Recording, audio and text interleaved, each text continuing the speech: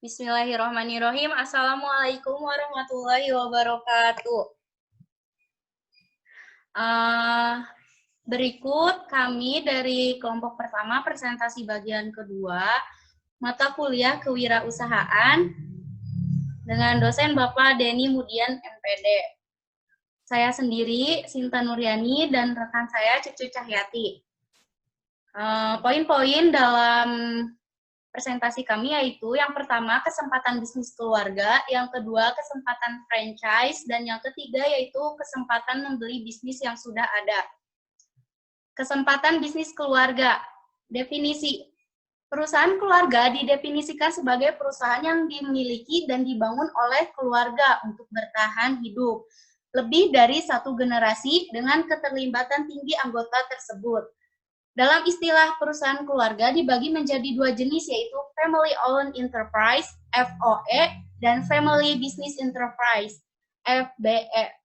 Family Owned Enterprise yaitu keluarga yang memiliki bisnis tersebut, akan tetapi bisnis tersebut dikelola oleh para profesional di luar lingkaran keluarga tersebut. Sedangkan Family Business Enterprise adalah keluarga yang memiliki bisnis tersebut dan yang mengelola di lapangan juga adalah keluarga tersebut. Elemen-elemen dalam bisnis keluarga. Yang pertama keluarga, yang kedua bisnis, yang ketiga kepemilikan. Keluarga. Keberhasilan dalam keluarga diukur dalam artian harmonis kesatuan satu sama lain dan perkembangan individu yang bahagia dengan harga diri yang solid dan positif. Yang kedua bisnis adalah entitas ekonomi di mana keberhasilan diukur bukan pada harga diri dan kesenangan interpersonal individu, tetapi dalam produktivitas dan profesionalisme. Yang ketiga, kepemilikan. Didasarkan pada peranan seseorang dalam investasi perusahaan, peranan meminimalkan resiko, mewakili perusahaan berhubungan baik dengan pihak luar. Selanjutnya, cara mengelola bisnis keluarga. Nah, bagaimana cara mengelola bisnis keluarga? Yaitu yang pertama, mempersiapkan penerus masa depan sedini mungkin. Yang kedua, membedakan antara bisnis pribadi dan kepentingan bisnis. Yang ketiga, membangun komunikasi yang efektif. Yang keempat, menjaga integritas keluarga.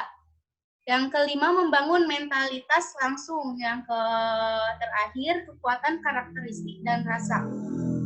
Nah, tentunya dalam bisnis keluarga yaitu ada kendala-kendala dan keuntungan yang dihadapi. Kendala-kendalanya yaitu yang sering muncul biasanya masalah profesionalisme. Akhirnya muncul mitos generasi pertama yang membangun, generasi kedua yang menikmati, dan generasi ketiga yang menghancurkan. Dalam bisnis keluarga, sikap-sikap jujur, ulet, dan tidak serakah akan membawa pada perkembangan yang sangat baik. Yaitu keuntungannya dari bisnis keluarga, yaitu adanya kepercayaan yang tidak didapatkan dari bisnis yang tidak berorientasi pada keluarga. Nah, tentunya karena bisnis keluarga ini sudah saling mengenal satu sama lain, sudah memiliki hubungan keluarga, jadi lebih mempercayai satu sama lain, beda dengan bisnis yang tidak dilandaskan pada keluarga.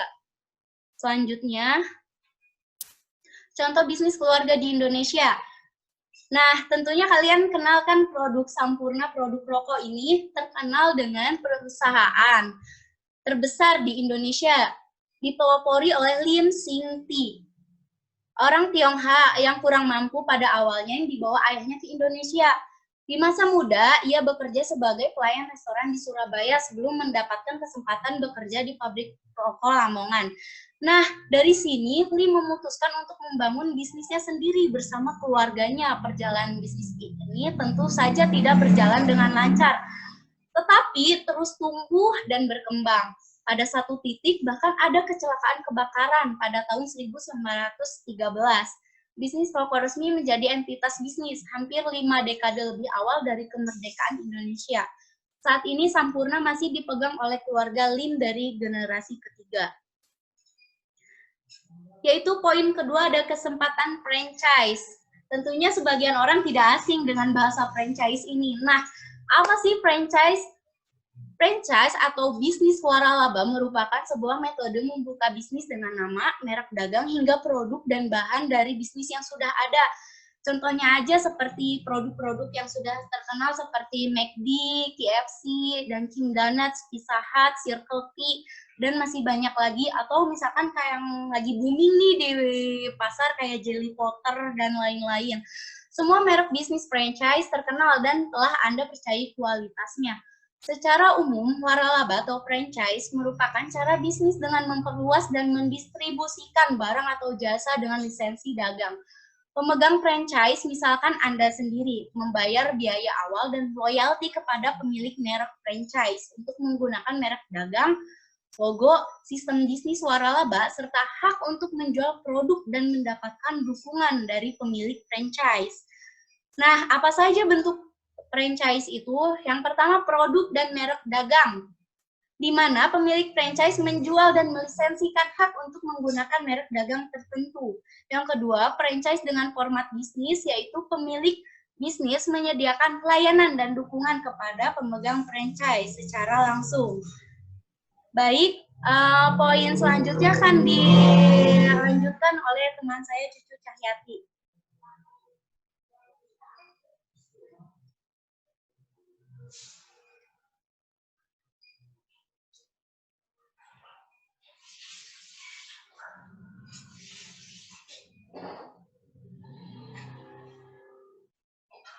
Teh Cucu, suaranya Teh.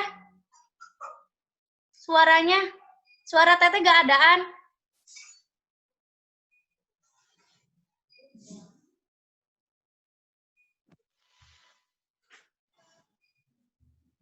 Teh Cucu, suara. Halo? Udah ada. Kedengeran nggak? Ya, kedengeran. Teh, lanjut Teh. Terus gimana? Lanjut aja? Lanjut aja Teh. Oke, saya akan melanjutkan yang tadi dipaparkan oleh Sinta ya, mengenai poin yang kedua, yaitu bisnis franchise. Di sini di dalam bisnis franchise ada 6 kriteria.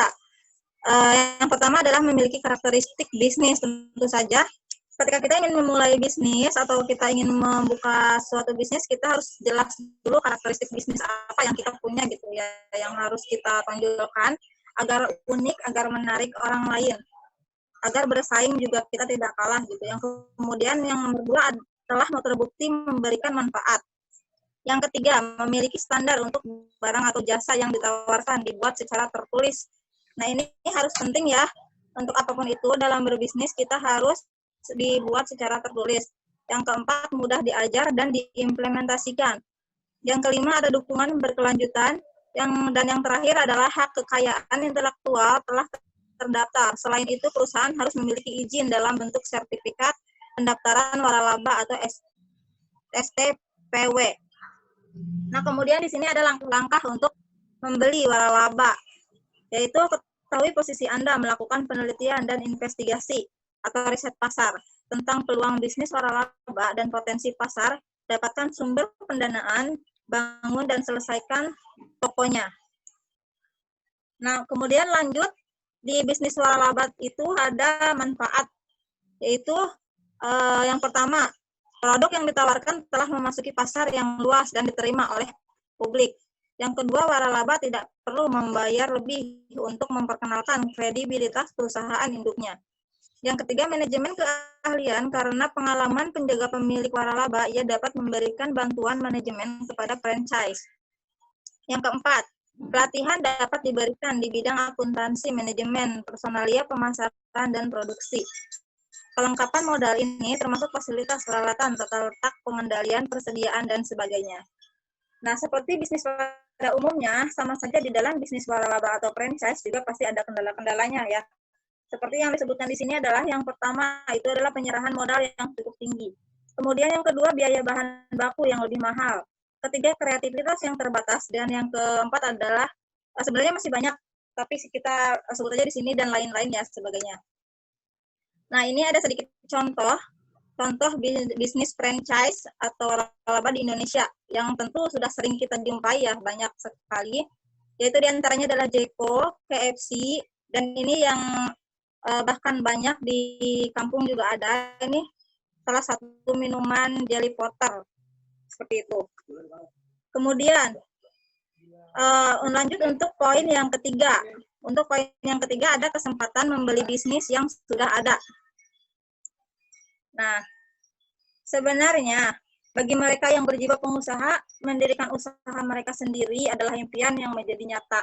Membangun bisnis dari nol, menyalurkan ide-ide kreatif untuk mengembangkannya hingga melihat bisnis menjadi sukses adalah jalan ideal bagi para entrepreneur ya.